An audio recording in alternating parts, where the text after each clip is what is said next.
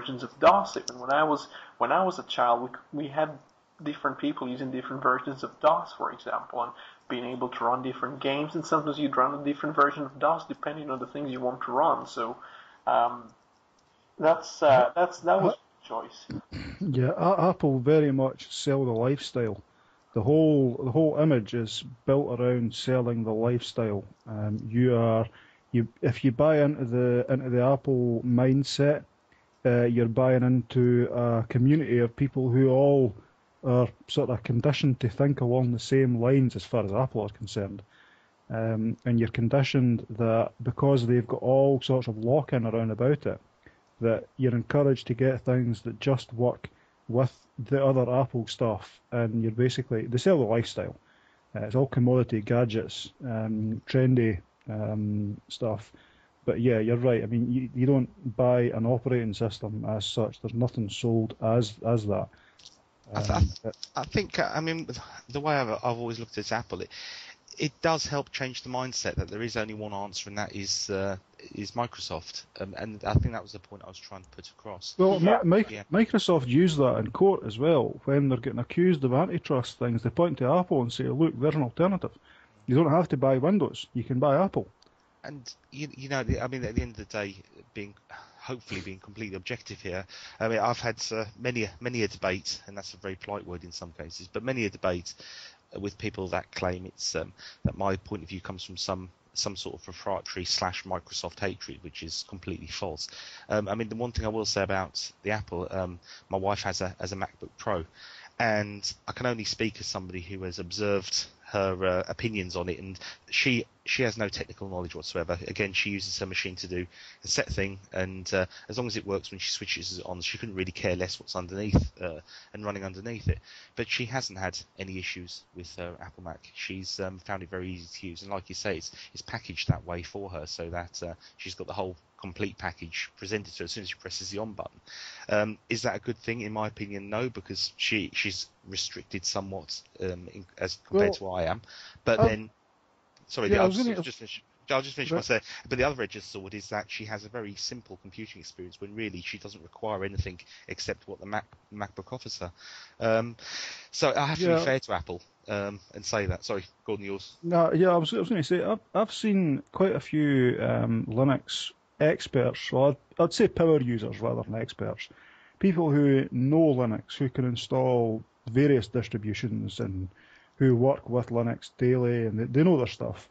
And I've seen quite a few people who, when it comes to like their mum or their gran or somebody, that's someone that's maybe lives quite a distance away, who has very, very simple needs for a computer, and they say, well, what can we set? What can we give Gran for a computer to get her to get us so that she can use Skype and keep up with keep in touch with the family and not run up the phone bills and all that.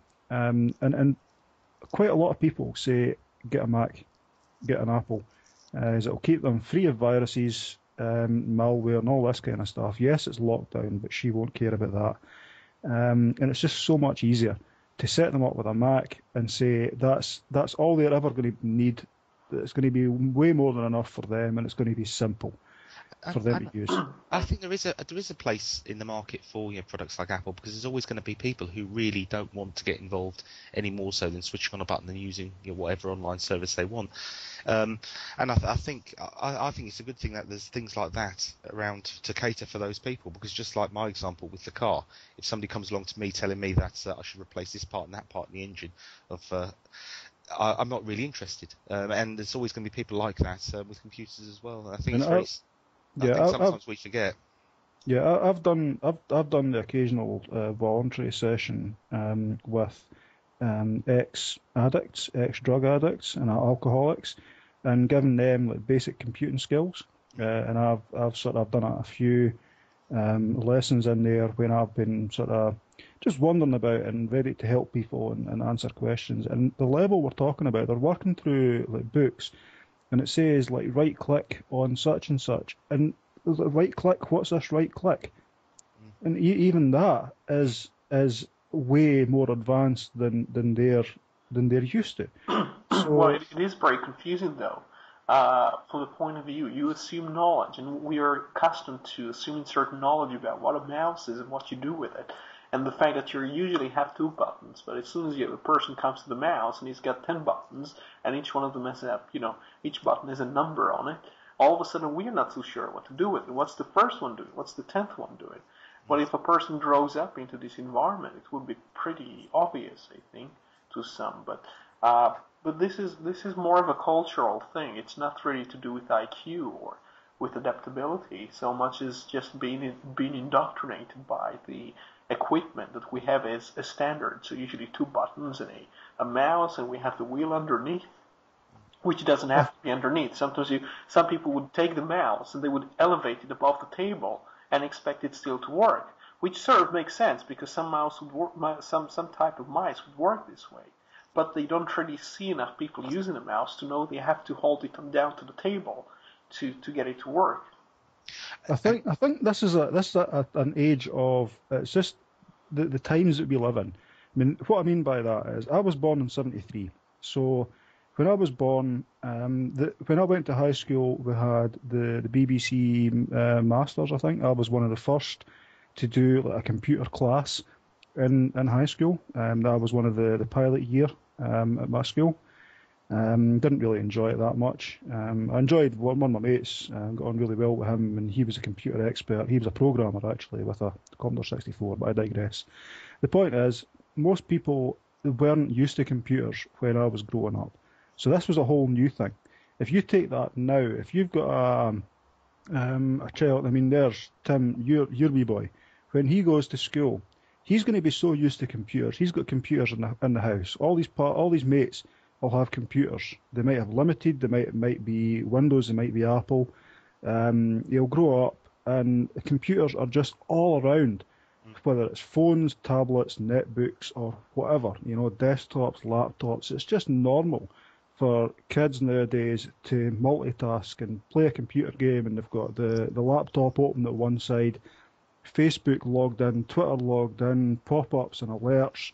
I mean, I was staying with a couple in Birmingham some years back, and their daughter, she happened to be on the family computer and catching up with people through like Yahoo Messenger and things like that, and she had lots and lots of conversations open on the screen, and I glanced at the screen going, how the hell can you concentrate on all these conversations?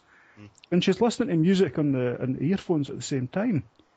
And then she's also watching TV. How do you do that? Yeah. How's that possible? I could never do that. But that's just what, as Roy says, it's what you're growing up with. I think we are growing up in an age where computers were, first of all, they were really hard and techy and had to type in commands, and then they got, oh, look, graphics, you can point and click. And then it gradually it sort of evolved into what we've got now. But I think kids now, they're starting off much further down the line. No, I mean, I agree. I'm 75 baby, so I was sort of the same era as you, Gordon. And I remember with the BBC computer, obviously it hadn't just come out, but the schemes that were running our schools were pretty new and pretty revolutionary. And I remember with fondness, I don't know if you recall the Turtle. It was that little robot that you programmed, and it drew lines on the floor. It was a physical. I had this in school, 6th grade. Yeah, it was great. Happy times. So that was our introduction into the computing world. Although we didn't quite grasp what the point of programming something was for at that point, and we didn't have any dream of what it was going to lead into today's computing world. I seem to remember some thoughts like that as well, where you can spend like a whole double period, a whole hour and a half, putting in loads of code to get it to draw a square. And like, and you think, why? Exactly. Why? Just get a ruler out and do it yourself. No, it's a very, very, very, very, very strange thing, and it was very, very interesting times as well. In hindsight, probably very exciting times. But I think we took it in our stride at the time. I don't think we realised what these first steps in computing would have ultimately lead on to, and what we'd have today. Although it can be argued that what we're doing now is not vastly different to what we could have done then, but it just looks a bit prettier and a bit quicker. I could imagine that being something similar to like maybe the 20s and the 30s with air travel, where when aircraft sort of were sort of invented, you've got in World War One the when people suggested to the generals in World War One, like, oh, you could use these newfangled aircraft thingies, and they're looking at these planes going, what can we do with them? What use are they in the Yeah. battlefield? Yeah. And they came to the conclusion